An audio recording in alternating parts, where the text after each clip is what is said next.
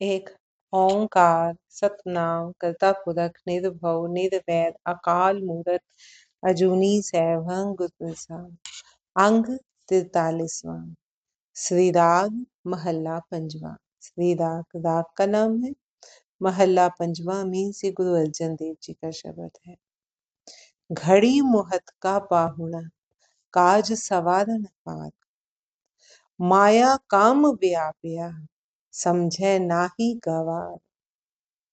घड़ी भर के लिए आया हुआ मेहमान घर के काम संवारने वाला बन बैठा है।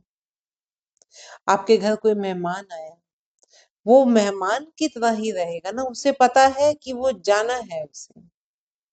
अगर वो यहाँ आकर अपना हुक्म चलाने लगे, अपना हक जमाने लगे, तो आपको निराश हो गए ना कि ये क्या है, मेहमान बन के आया था, तू मेहमान की तरह रहे, तू अपना हक क्यों जमा रहा है।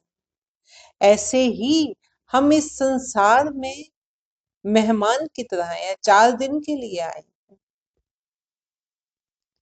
लेकिन हम ऐसे सोचने लग गए हैं कि यहाँ हमारा ही हक है, यहाँ काम हम ही संवार सकते हैं, हमारे बिना तो ये दुनिया चल ही नहीं सकती।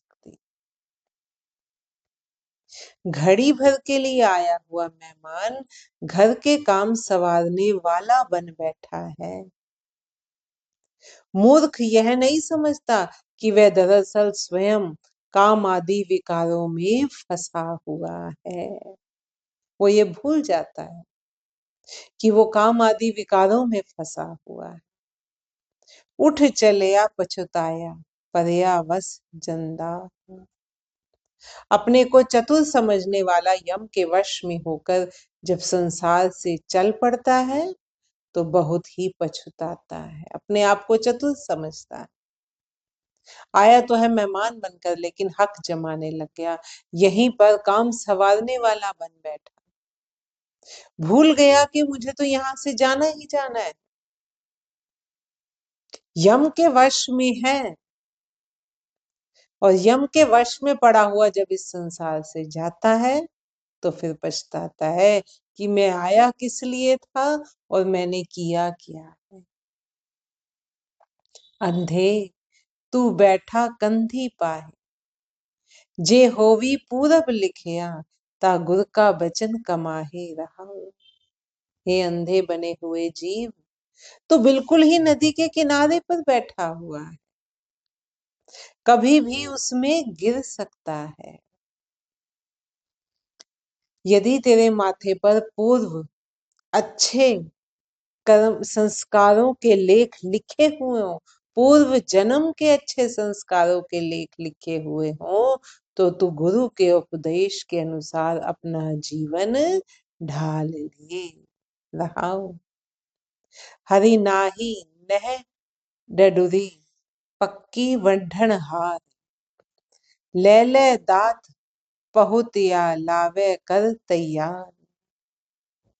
जा हुआ हुक्म किसान दा ता लुण मिणिया खेतार।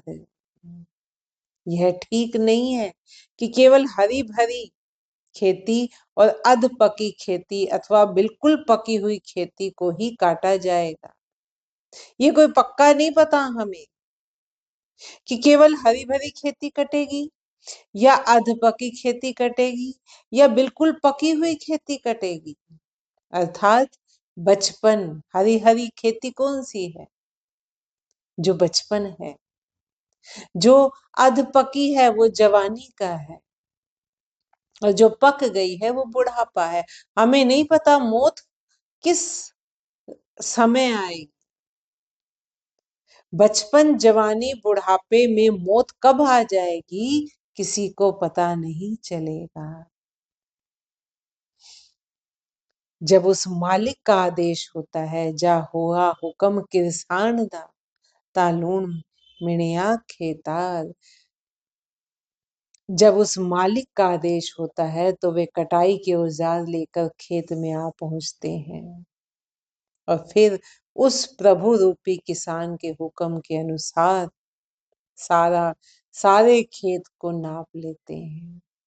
मीन्स जैसे हुक्म होता है, यम आकर प्रभु के आदेश अनुसार जीवों को ले जाते हैं।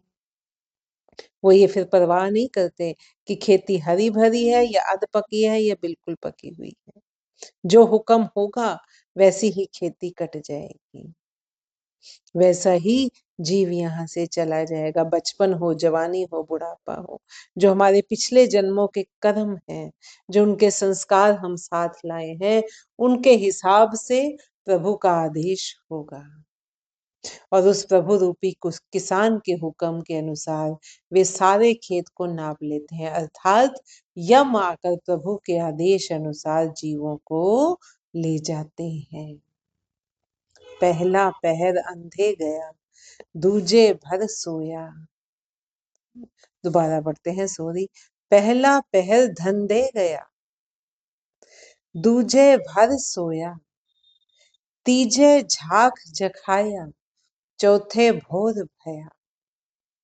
जीवन रात्रि के 4 पहर, ये जो जीवन है इसको रात कहा गया है, क्योंकि सुबह कौन सी होगी? जब हम मृत्यु के पश्चात नई दुनिया में जाएंगे, नया सवेरा होगा। अब ये जो जीवन चल रहा है ये रात है। जीवन रात्रि के पहले पहर में व्यक्ति का जीवन संसारिक धंधों में ही बीत जाता है।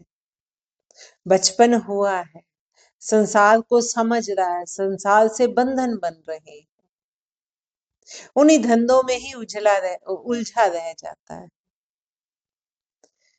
दूसरे पहर में वह मोह की नींद में जी भर के सोता है। पहले पहर में मोह हो गया ना, रिश्ते नाते समझ आ गए, उनकी जो है ना फायदे दिखते हैं, दुनिया चमचमाती हुई दिख रही है, उसी के मोह में फंस गए।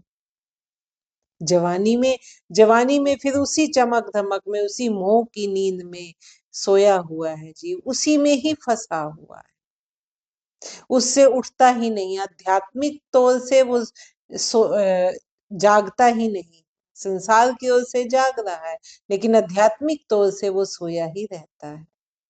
क्यों? क्योंकि मोह की नींद है, मोह चढ़ा हुआ। मोह में तो जाग रहा हूं, लेकिन आध्यात्मिक अपनी आत्मा के अध्ययन में, अपने आप को पहचानने में, परमात्मा को पहचानने में वो सोया हुआ है।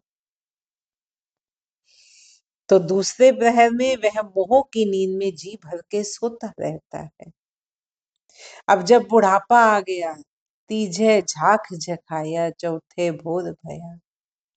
तीसरे पहर में अब वो जो कर्म किए थे ना पहले 2 पहर, बचपन में और जवानी में, अब सिर्फ बुढ़ापे में अब पछतावा हो रहा है, मौत आ रही है सामने।